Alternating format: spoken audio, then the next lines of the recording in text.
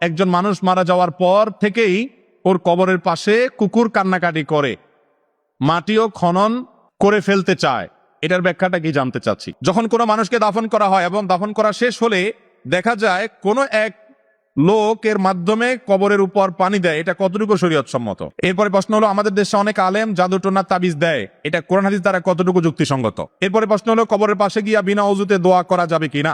কবরের পাশে জিয়ারত করার জন্য আপনি পাশ দিয়ে যাচ্ছেন, সালাম পেশ করবেন, এটা সুন্নাত, সওয়াব হবে।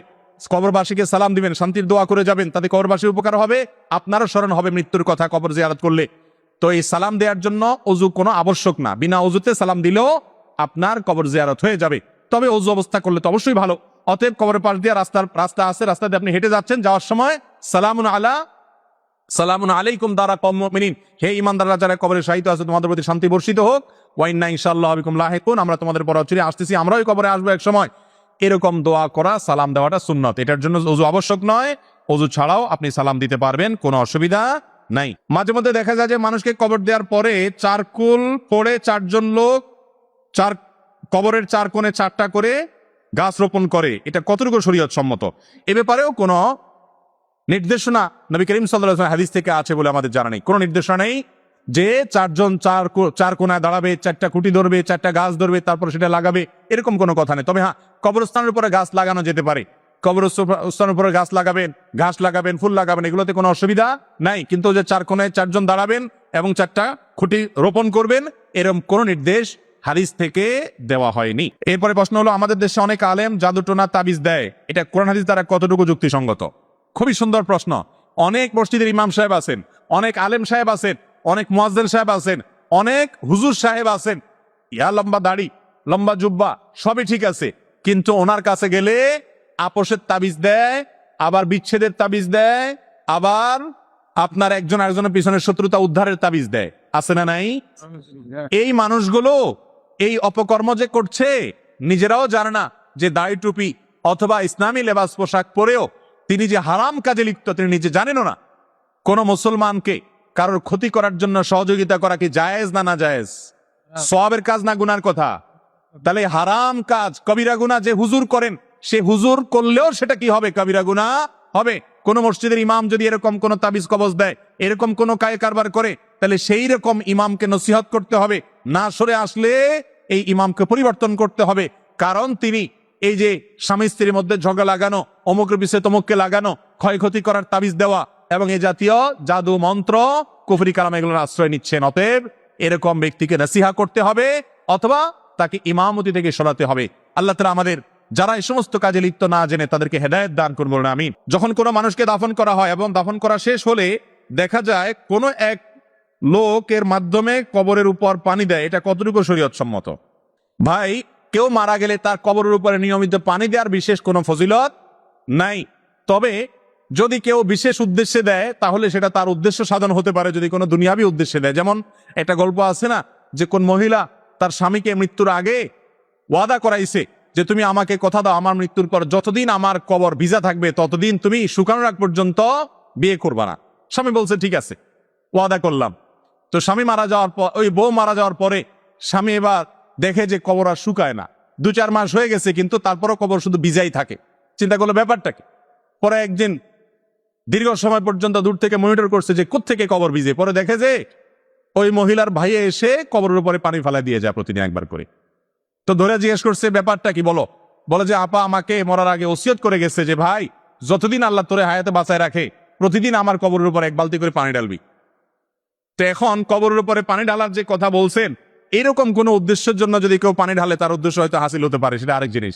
কিন্তু শরীয়তের কোনো নির্দেশ না এটা যে কবরের উপরে নিয়মিত পানি ঢালতে হবে। এটা আমাদের নিজেদের মন গড়া, যদি শরীয়তের নামে আমরা করি সেটা ভুল হবে। একজন মানুষ মারা যাওয়ার পর থেকেই ওর কবরের পাশে কুকুর কান্নাকাটি করে, মাটিও খনন করে ফেলতে চায়, এটার ব্যাখ্যাটা কি জানতে চাচ্ছি।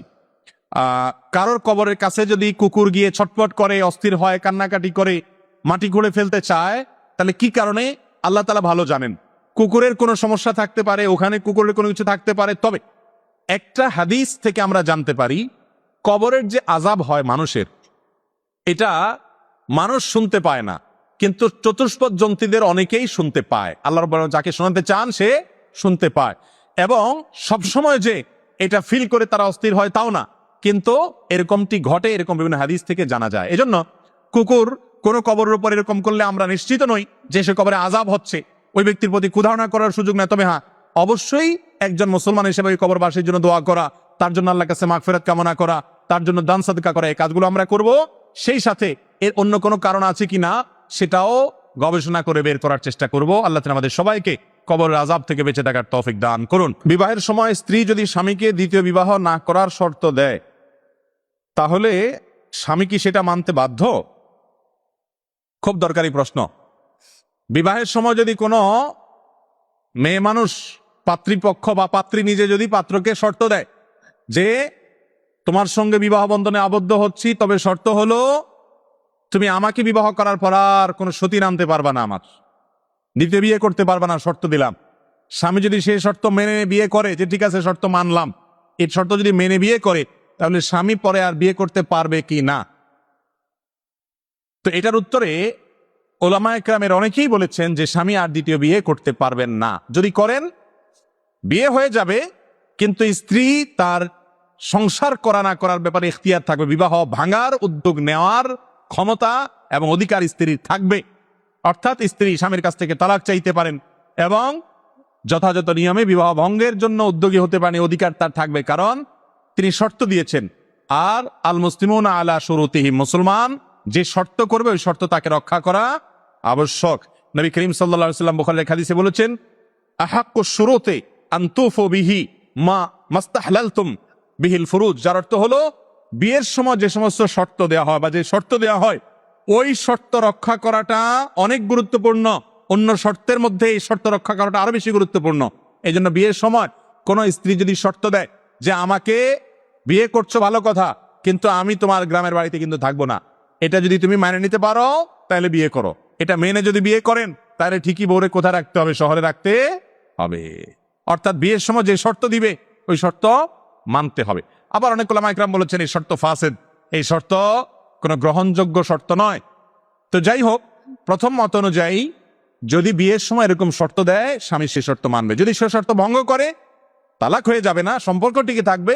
স্ত্রী যদি স্যাক্রিফাইস করে সেটা অনেক বেশি ভালো হবে। কিন্তু প্রথম মত অনুযায়ী স্ত্রী চাইলে সে শর্ত ভঙ্গ করার কারণে বিবাহ ভঙ্গের উদ্যোগ নিতে পারে, কিন্তু স্বামীর জন্য দ্বিতীয় বিয়ে করা বা অন্য কাউকে বিয়ে করা, এটা করার ফলে যে তার বিবাহ ভেঙে যাবে ব্যাপারটা সেরকম নয়। তবে ওয়াদা করলে সে ওয়াদা রক্ষা করা উচিত। ইমানদার ওয়াদা রক্ষা করবে। কোরআনে কারিমে আল্লাহ বিভিন্ন জায়গায় ইমানদারের বৈশিষ্ট্য, সফল মুমিনের বৈশিষ্ট্য বলতে গিয়ে বলেছেন, ওয়াল্লাযীনা হুম লিআমানাতিহিম ওয়া আহদিহিম রাউন, যারা অঙ্গীকার রক্ষা করে এরা হলো সফল ইমানদার, জান্নাতুল ফেরদাউসের মালিক। অতএব ইমানদার ওয়াদা করলে ওয়াদা রক্ষা করার চেষ্টা করবেন। তবে তার উপরে তাদের যে বিবাহ থাকা বা না থাকার সম্পর্ক, ব্যাপারটা কিন্তু সেরকম নয়।